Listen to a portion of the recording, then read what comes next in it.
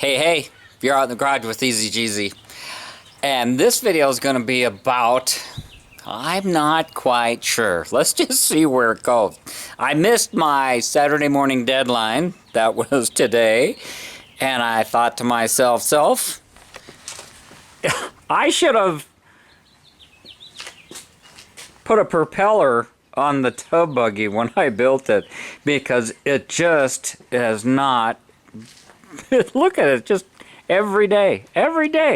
I don't know about your part of the country, but I just had a big storm come through here. And I'm glad to see everything green and growing. I got my water bill the other day, and it was nowhere. It's probably the smallest June water bill I've ever had since I've lived here, the last 15 years that I've lived here. So, what have we been up to with the car?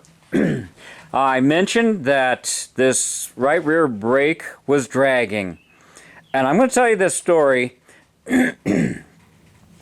because I think you'll understand, and I want to give some hope to those people that are facing these kinds of issues. It's just the kinds of ups and downs that you have when you own 50-year-old cars. And I'm having a really good day. Yesterday was Friday, and I thought, I've got to get a video together for tomorrow. And I mentioned that this brake was dragging sometimes, and I thought the wheel bearing was bad. So I pulled the wheel off, I pulled the CV joint and the axle up out of the way, and I started turning the axle, and I thought, oh my gosh, it doesn't sound dry, it doesn't feel rough. What is going on here? I put the car up safely on jack stands. I started it up. I put it in gear and let this wheel rotate. I had taken it on a drive just to confirm my suspicions, and I made it probably 10 miles, and all of a sudden when I applied the brakes, it was just dragging and it was pulsing. And I thought to myself, gee, I felt the other side, and there was very little up and down movement like bearing play. What you have here, on the inboard side, you have a ball bearing. On the outboard side, you have some flat roller bearings. I should probably get into the box here and just show you. And I got some seals. I don't know if I have, oh, you know what would be perfect are the old bearings. Yeah, because you have to be careful how you pull those bearings out. And you know, it's been so long since I've done it, and I'm not even sure that I had done it. I usually just go into the stash and pull something out that's less bad than the one I have. Hopefully this is the one I want. Okay, good. Everybody knows what a ball bearing looks like. This isn't a tapered bearing. You can see how these are flat. Isn't that interesting? And that's what's on the outside. And I kind of screwed it up, taking it apart, and they aren't that hard to come out. And I'm not so sure that I couldn't reuse this one. But you know what?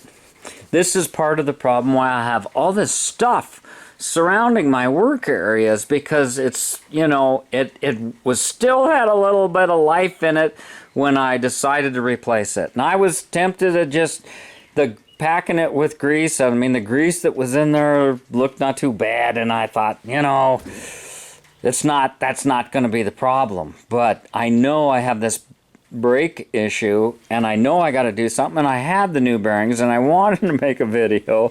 So I went inside and I started looking at my books, and I found that there's a big snap ring in there. I looked on YouTube. One of my subscribers, Jawbreaker,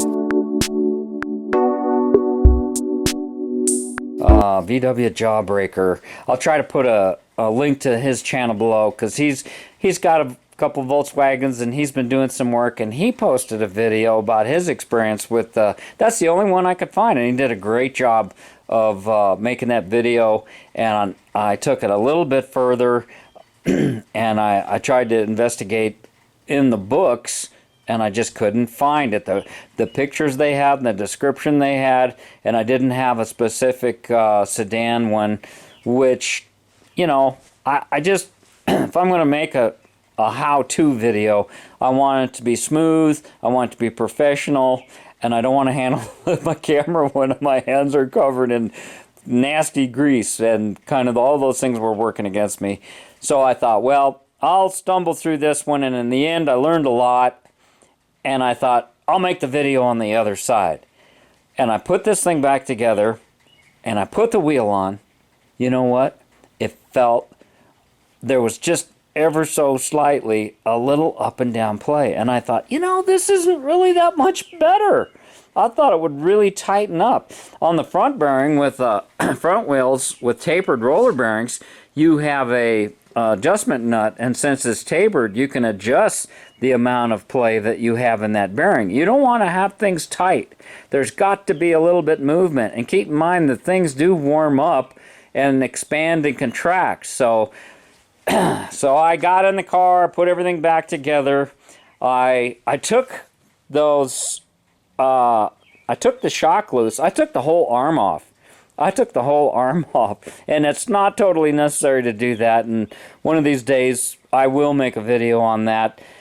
And again, the tow buggy comes out as my best car. This is not the right car for me, but it's the best car I own. It has all the best parts on it.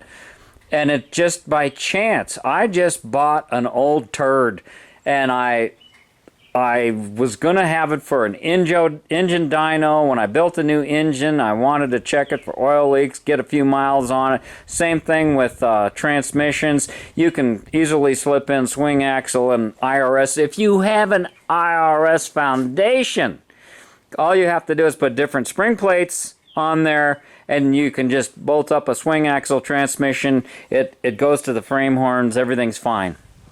And another thing that I did while I was in there, I had, why did I take the engine off? I took the engine off and took this solid mount tranny and the two supports. I had these supports going up to the frame. And I ain't kidding you, this that was part of the problem. I was hearing it.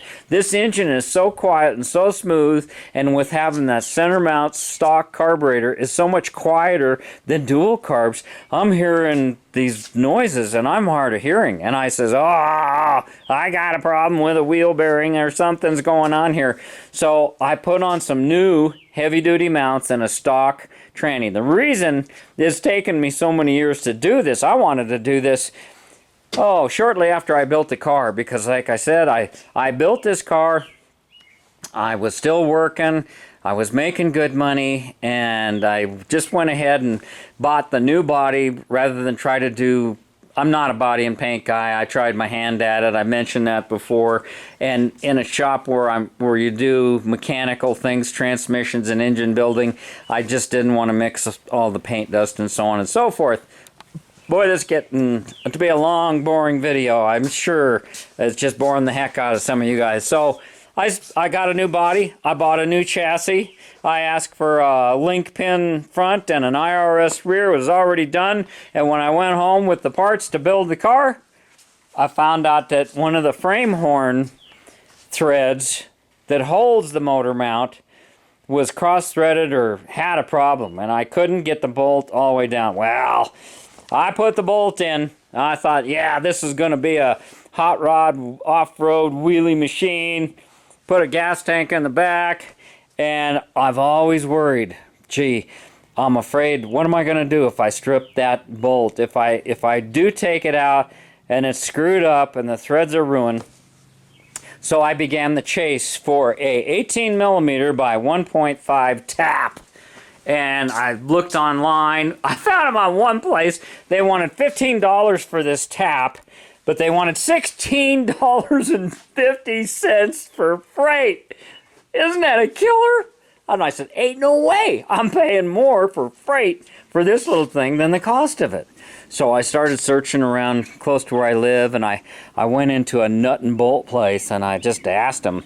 And I says, have you got this tap? And the lady said, let me go look. And she didn't walk 10 feet away, came back, put it on the counter. I says, wow, how much is it? And she said $11.50. So I walked home with it in my pocket, and that's when I decided, okay, I'm dropping this engine, changing the motor mount, and I found my throwout bearing hanging off the clip that holds the throwout bearing was laying in the bottom. And yep, when we just went through that in the Baja with a goofy throwout bearing setup, right? Must be that time of the year. So at any rate, the threads were damaged. I ran this tap in and out, oiled it up good, ran it in and out a couple of times, and got a different bolt to put in there. And I put the old original style transmission mount with new supports, new rubber supports. And where have I got those? I tried to make these air cleaners, fit these air cleaners, and that wasn't going to work out right. Oh, I bought a new nose cone. Got an aluminum one with the seal. So we were looking for that when we did the Baja. So I picked up a new spare, and I got some nose cone bushings. There's a fellow named Cliff that I met the other night, and he needed a bushing, so I gave him the last one I had, and I ordered a whole bunch of them. He was going to make a tool to install those little sleeve bushings, and said he had access to a lathe and worked in a machine shop or something, and hopefully he will follow through with that, and I'll see him again, and he'll give me just a little step tool to put in a new one. So I got that done, and I drove the car around the lake because it's just too wet. I swear, on the back range of the mountains, I'm seeing snow. This guy across the street from me is trying to build this little house, and he's just got this mud thing going on here. It's just horrible. So everything he's got is just getting soaked. All that lumber is getting soaked. He doesn't have the roof on yet. I feel sorry for him. He's working hard. I've got problems of my own. You know, as you go through life, when you get into your older years like myself, you know, there are times in your life that you feel so good.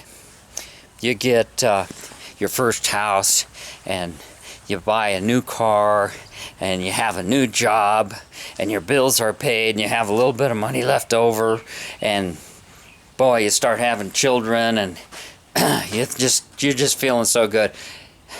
If you're in one of those situations, just wait. Just wait.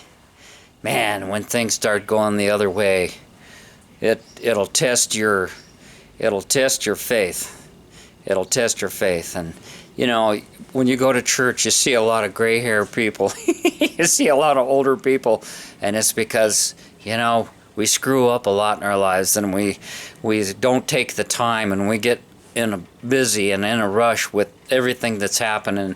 But when you get older and you have a little bit more time and everything has turned to shit, and you're looking at your past and saying, God, where did I go wrong?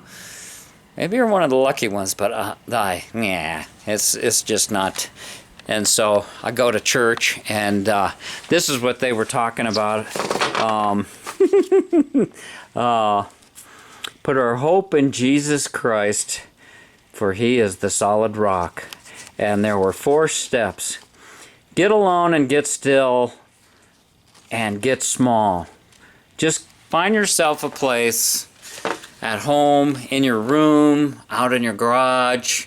Maybe you've got a favorite place in a park or someplace that is a special place for you, where you can just reflect and look inside yourself. That is one of the most difficult things to do. This is what the whole practice of meditation is about, is not to even look inside you, but to still your mind. We are bombarded with so much constantly advertising, marketing, cell phones, all that stimulation really does some negative things to you. You are very judgmental about other people, places, and things, as well as yourself. And it really, it takes that calmness. You have that anxiety. And that was included the second step, which is evaluate what and who you are. Look at yourself. Where are you at in your life? Where do you want to go? What's important to you? What are your priorities? What are things that you want to change? And I'll tell you, it's constantly changing. Things just happen out of the blue. Things are going great, and there's a layoff where you work, or somebody runs into your new car, or all of a sudden you got these big heavy rainstorms and your foundation starts acting a little weird. I know that answer. And the solution, of course, if you go to a Christian church, they're going to say, read the gospel and trust Jesus, because all these material things that you are so worried about acquiring and worrying about losing don't really mean anything on the end of the road. And the closer you get to the end of the road, the more you start realizing that. And that's why people start looking for answers and they start going to church. And right now, around the world and in America, people have just lost hope. They don't know where to turn. Everything on the news is so negative. You know, they're talking about the Catholic Church and all the things that the priests have done. And, oh, you know, I mean, you can take any of the religions and, you know, it's about... If you follow the teachings of Jesus, we have plenty of proof that he was here and that he existed and that he overcame the grave. The grave was empty. He crucified, died, and was buried, and he left the grave. And if you believe in him, you will too. And I do believe in that. But I'm still afraid of the judgment because of the mess I've made of my life. And I'm telling you, it's just like these old cars, you know, they just get a lot of wear and tear. I had a good day, and I drove the car. All I did was put new bearings in it, put the wheel on it. It didn't feel like it changed a bit. I really took a lot of brake cleaner, and I cleaned off the rotor, the contact surfaces on the rotor, and I cleaned off the pads. I squirted the heck out of the pads, and I only made it probably less than 10 miles, but it was running smooth and quiet. And the transmission, I can't even hear it with these rubber mounts. I got rubber mounts on the nose cone. After breaking several nose cones with steel nose cone mounts and urethane ones, I finally said the heck with it. I'd already changed the rubber one in the front, but now with changing it in the back, boy, it totally isolates all those engine vibrations and noises. Oh boy, I'm just tickled to death with the plushness of the ride. That's what I'm knowing now. You know, I finally arrived at a point in my life. I really don't feel like I have to prove things to every person you meet on the road. Oh, I got my new Lightning truck with a supercharged engine. Yeah, you know, I'm just ready to go. I've got my 2110. I've got my 2276. I've got my 2-liter. I've got these big, powerful engines. And you know what? I think the highest speed limit in town is maybe 45. You know, there's a couple places you can find with 55, but you know, most of the time it's 35. And you got that extra power, and you're thinking, oh, yellow light, I'm going to downshift and go. And you know what? These things just get up and go. But it seems like I'm stopping at the gas station a whole lot. And you know what? It really doesn't impress anybody. And most people in other cars around you don't know anything about Volkswagens other than, hey, look, there's an old Volkswagen, or oh, look at that dune buggy, that looks like fun. And I get a lot of smiles, waves, and it feeds my ego, makes me feel good. I'm proud that I got to choose the pieces to put this thing together and that it's finally, you know, working well for a while. And it's just, you know, normal stuff. But I feel good today. I got a good night's rest. Got up this morning, went to a yoga class, came home, did a little bit of work on this car, got it ready for a test drive. My neighbor across the street, who I've made videos about and spoke too. He's got a Model A hot rod, and he has this Model A, 1930 Model A flatbed truck, and he had been asking me. We had got it running. I did some work on his distributor, and we got it running, and he said, hey, I'm ready to return it to the guy and collect my money. Could you come over and just make the headlights work? It's a 6-volt system, and the switch is on the column. And so I looked at his paperwork, and I went over there, and we got these 90-year-old 6-volt rusted out headlights to come on. They are a glass headlight, 6 volts with a high and low beam in them. And the part that holds the bulb was just all rusty, and we had to change some wires, and we had to, he got a brand new wiring harness, and the color code, you couldn't really hardly see it, and he lost track of what wire was going to what, so I figured it out, and we lit it up. And he says, man, this thing's getting hot. This is getting hot. It was putting out light on the floor, and he's holding it, and there's no place to set it when it's out of the headlight holder.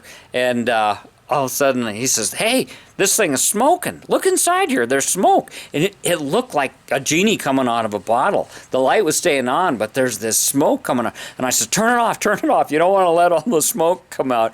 You're just trying to get this thing so it functions, and you can show the owner that it runs. He's not going to drive that thing at night, and there's some other things involved in this deal. He hasn't gotten any money for all the work he's done, painting and getting this thing running and putting new wiring harness. He's pulled a lot of money out of his pocket, and I haven't gotten anything for what I've done except promises, and I'm not real worried about it, but he'll make it good one way or the other. So anyhow, we got those lights going. That was a good thing. And then I got to put a few miles on the tow buggy, and the brakes were quiet, and I felt the hubs when I got home and stopped, and they were both the same temperature on both sides. That one side had been running hotter, so I'm not, 10 miles ain't enough to really prove a fix, because I've had that thing just, it flares up. I don't know what the deal is, and it's probably the caliper and the composition of these new brake pads, but at any rate, too much talking, more of a vlog video. I think I'll post it up as a VW vlog, but I just wanted to give you guys some inspiration that, you know, no matter what you're doing, there's going to be good days and there's going to be bad days, and when things are going good,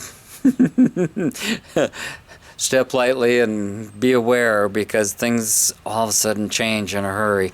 And if your life is not doing so good and you've got aches and pains and things, you know, look for those things that you can be grateful for, and look outside yourself and look at the beautiful world that we live in, and try to be positive. And here I'm saying all this stuff, and when my life is in the crapper, I don't do a lot of those things as good as I could. It just seems like, wow, why me? What did I do to deserve this? But, you know, it'll change. It'll change. It'll get better. And then all of a sudden you'll have a good day like I had today.